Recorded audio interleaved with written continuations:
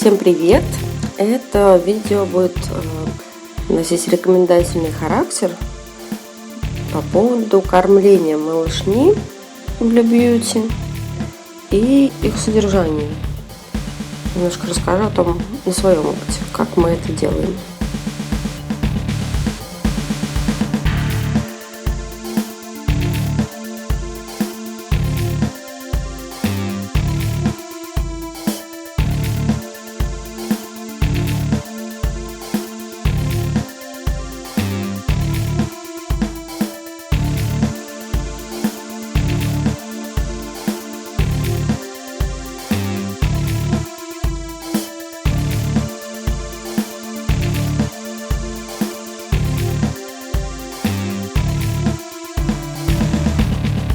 Вот у нас малыши вылупились, голубенькие малыши, целая кучка.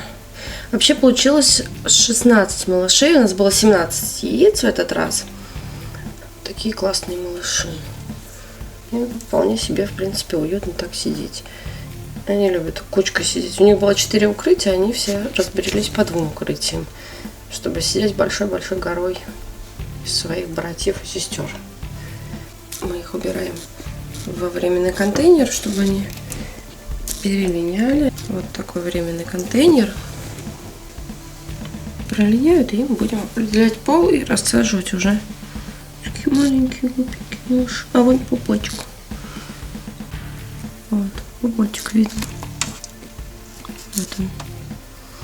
У змей тоже есть пупки. У вас у всех есть? У всех есть. Но они пока довольно пассивные, потому что они уже уходят в линьку в первую.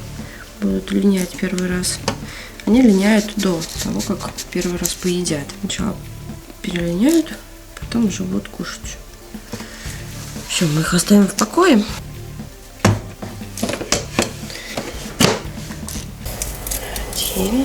Итак, малыши у нас пролиняли. Прошла примерно неделька с момента выхода из яиц. Вот они пролиняли. Пару дней линяли. Я хочу проверить, посчитать возможности выползки, чтобы понять, что все ли пролиняли. 3. Я хочу их определить по полу и покормить первый раз. Вот. 4. Как это кажется, это вот 4-го я оторвала. Смотреть тут на целостность выползков смысла особого нет, потому что они могли их и порвать, когда там ползали друг с другом вместе. Ну, так более-менее понятно, просто можно считать либо головы, либо хвостики, наоборот. И, соответственно, посчитать, все ли пролиняли. Это, наверное, 7-й, раз хвосты. Они вдаленькие сидят вместе все в одном контейнере, так удобнее. А уже когда я их определю по полу, я их рассажу. Самочек отдельно, самцов отдельно. Но при этом они будут сидеть группами. Малышей так держу. 10 самок вместе с самками, самцов с самцами. Но по ходу все. Я вижу все. Итак, вроде все пролиняли. Перед определением пола посажу в один маленький контейнер всех. Потом буду рассаживать. Так, пролинял, хорошо.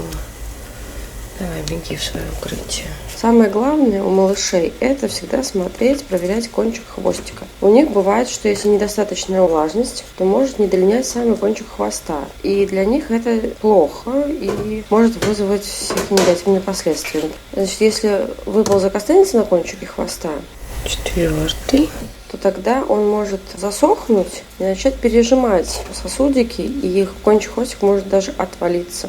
Хотя при этом взрослые линяют без дополнительного увлажнения, если есть большая поилка. А вот малышей нужно дополнительно увлажнять. Обязательно. Примерно до года, это точно. 8-й. Вот. Не 8-й. Потому что они чувствительны к влажности во время линьки. Вот у нас будет 8-й. То есть и поилка должна быть большая, и опрыскивание 1-2 раза в день хотя бы в теплый угол. И теперь мы их будем определять по полу и рассаживать уже по группам. Так, все, пока на этом. Итак, вот все наши малыши. Такая куча. 16 малышей. Целая гора. Всех проверили. Сейчас мы определим их пол и будем кормить. первый раз. Они все пролиняли. Все хорошо пролиняли. Все молодцы. Надеюсь, теперь все проголодались. Так, быстренько определим их пол и рассадим. У нас их 16 малышей. У нас есть отдельное видео о том, как определять пол. Вы можете посмотреть по ссылочке. Итак, определение пола. Мне нужны салфетки.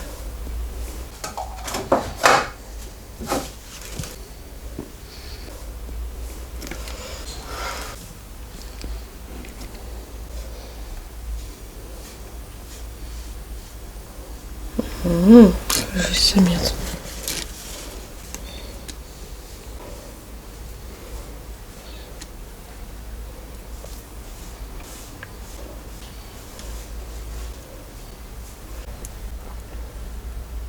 Самец.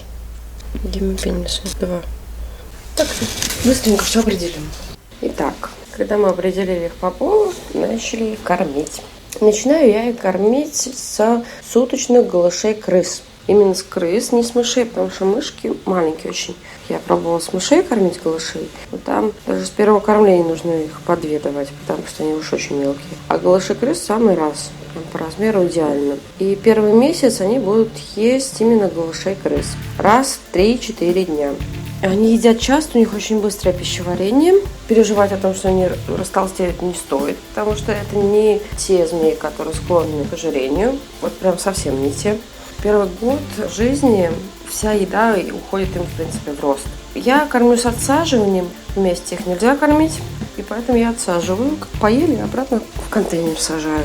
Они вполне спокойно реагируют, когда их аккуратненько берешь после еды и перекладываешь, то есть никаких там стрессов и срыгов от этого не будет. Даже на меня не злится. Хороший мальчик. Если, конечно, там не дергать, как-то их там руками аккуратненько взять. Когда они полиняют еще раз, тогда уже можно переходить на более крупный корм. Мы переходим на крыс бархатных. Следующий размер уже получается через месяц. Следующий отсюда беру. Кто пойдет со мной?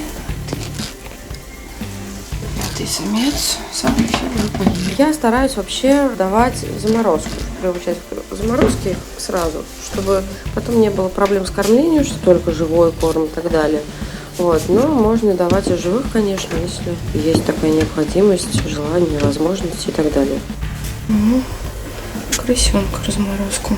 Голыша. Крысенок, голыш размороженный. Смотрите, значит, раз в 3-4 дня до 3 месяцев я их кормлю. Дальше, после 3 месяцев, раз в 4-5 дней. Конечно, получается не так стабильно, потому что иногда они уходят в линьку. В линьке мы их не кормим.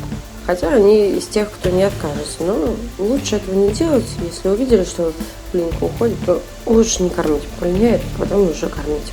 С полугода я кормлю уже раз в 5-6 дней. И с года раз в неделю. Взрослых кормлю не чаще 1 раза в 2 недели. Но плюс у них есть зимовка. У самца гон, а у самки время беременности. Например, вы не зимуете змей взрослых, они у вас не размножаются, то я бы советовала все-таки взрослых либо кормить почаще птицей, более таким нежирным легким кормом, либо реже кормить или более мелким кормом, чтобы во взрослом состоянии они тоже не толстели. Они прекрасно еще птицу едят, где-то с 3 месяцев им можно давать суточных перепелят, тоже замороженных. Удаляете желточный мешочек и вполне они с удовольствием будут есть. Их не надо не приучать к этому корму, ничего, потому что они птицу сами по себе очень любят и с удовольствием ее едят. Когда растут, можно уже и суточными цыплятами кормить тоже без желточного мешочка.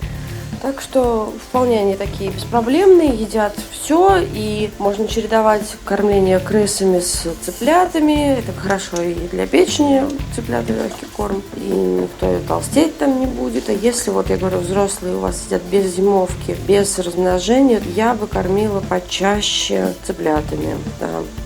Взрослые у меня за раз съедают 10-12 цыплят. Они крупные, я их кормлю иногда тоже цыплятами, потому что они их очень любят. Можно взрослыми перепелами кормить. Поменьше, конечно. Парочку можно дать. Смотря какого размера эти перепела. Птицу желательно, конечно, добавлять в рацион. Если кормить реже, некоторые почему-то бывает забывают про рекомендации. Если кормить там малышню вот такую вот совсем маленькую раз в неделю, то они просто очень-очень сильно сбавляют в росте. Темпы роста совсем другие становятся, и потом они так не догоняют и останутся более мелкими. Ну, в принципе, для них это тоже не смертельно и не несет никаких последствий для здоровья. Если есть такое там желание стянуть пол зачем-то, то тоже можно, конечно. Всем удачи, подписывайтесь на наш канал, смотрите нас. Пока-пока.